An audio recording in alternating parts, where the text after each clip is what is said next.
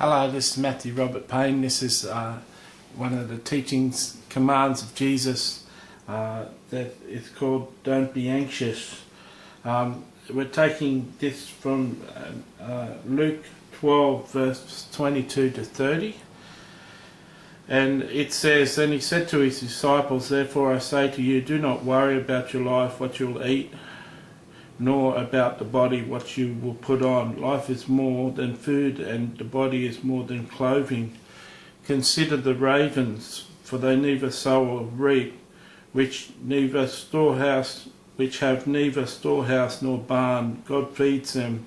Of how much more value are you than the birds? And which of you, by worrying, can add 1 cubit to your stature?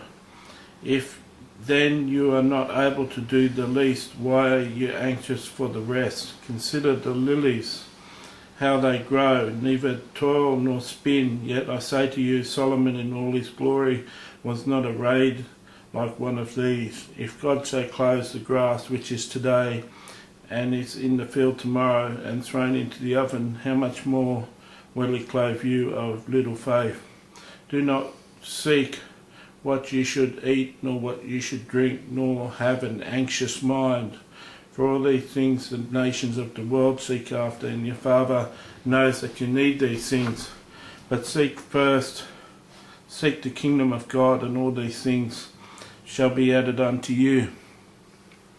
Worry is something that is a terminal disease in the West. It's said that many of the diseases of the Western culture come from emotions of unforgiveness and worries and fears. They bring on all sorts of diseases and troubles with the body. The body seems to react out of worry and seems to cause the body problems from the very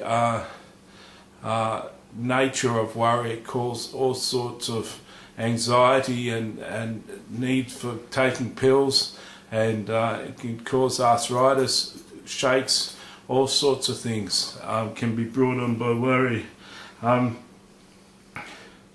Jesus said not to worry about what we can eat or what we can put on our clothes. In Timothy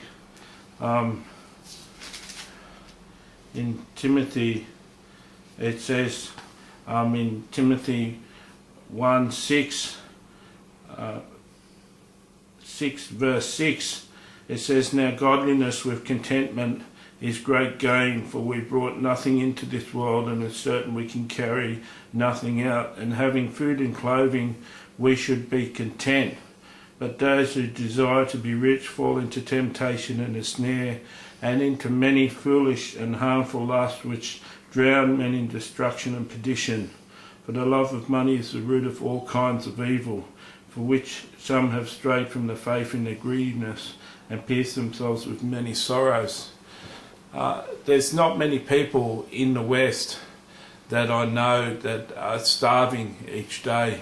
So many people in the West have enough to clothe themselves and enough to eat. There's people who are in the West that are poor, and there's people that are homeless and starving, and we should share our money and give to those people who are having a hard time.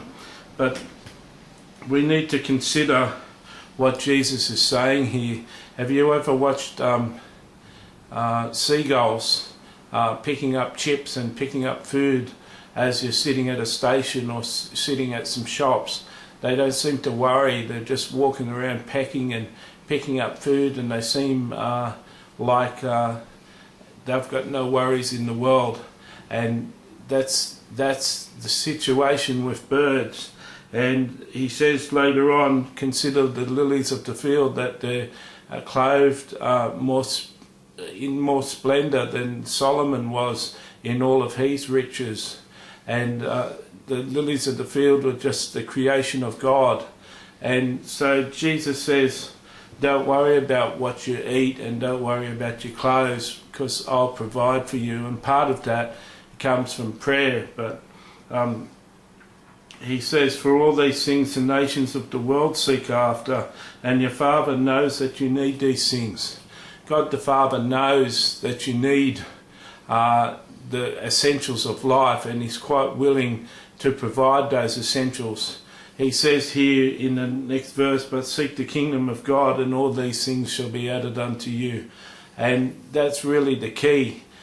We should be seeking God and his kingdom and seeking to do the will of God, and he'll provide for our needs, and he'll supply our needs and make sure that we're fed and we're clothed, and everything is going in a direct line, and everything is going glorious and to our content. The only thing is, if we seek after riches, that we fool ourselves, and we can be caught in destruction, and caught with harmful lusts can drown us. Like Timothy, Paul says to Timothy, we should be content with clothing and food, with food in our stomachs and clothing. They didn't even mention shelter there. Timothy didn't even mention shelter, and Jesus wasn't even mentioning a place to live or shelter. He was just talking about food and clothing. So we in the West live a pretty prosperous life, and Jesus wants us to know that this is our inheritance. We've got another verse, John 14:1.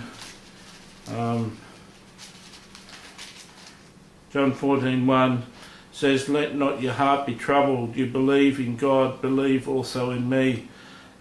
Jesus commanded us not to let our heart be troubled, not to be anxious.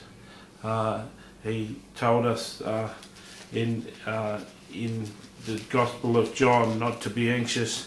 He says also in John 16:33, "These things I've spoken to you, that in me you may have peace. And in the world you'll have tribulation, but be of good cheer, I've overcome the world."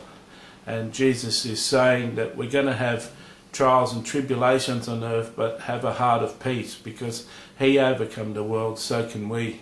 And there's the victory. So in conclusion, we're not to worry, because Jesus has told us not to worry. I heard I heard a statement once that really rung true to me, and it says, "Don't worry, pray." And that's a tremendous statement. Whenever you find yourself worrying, it's time to pray. I hope that this has been encouraging to you, and God bless.